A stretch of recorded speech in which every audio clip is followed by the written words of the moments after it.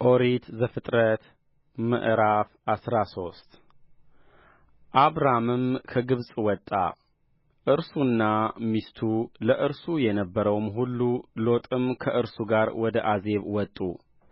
አብራምም በከብት በብርና በወርቅ እጅግ በለጠገ። ከአዜብ ባደረገው በጉዞው ወደ ቤቴል በኩል ሄደ። ያም ስፍራ አስቀድሞ በቤቴልና በጋይ መካከል ድንጋይ ተክሎበት የነበረው ነው።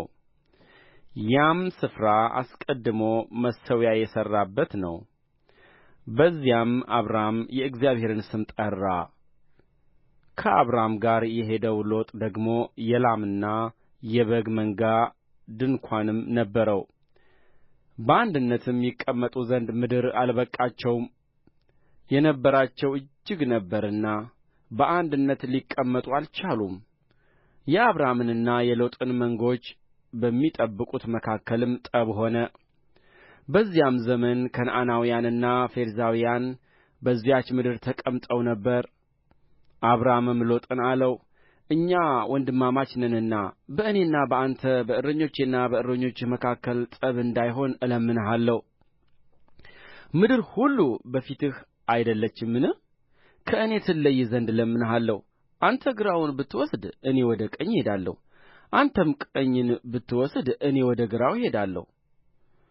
ሎጥም ዓይኑን አነሣ፣ በዮርዳኖስ ዙሪያ ያለውን አገር ሁሉ ውኃ የሞላበትን መሆኑን አየ።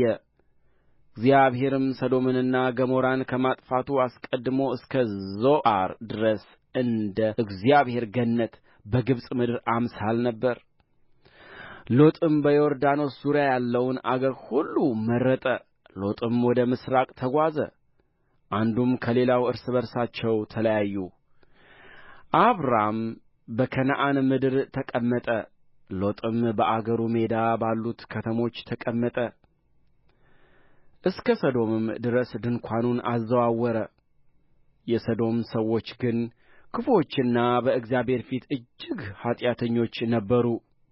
ሎጥ ከተለየው በኋላም እግዚአብሔር አብራምን አለው፣ ዓይንህን አንሣና አንተ ካለህበት ስፍራ ወደ ሰሜንና ወደ ደቡብ፣ ወደ ምሥራቅና ወደ ምዕራብ እይ።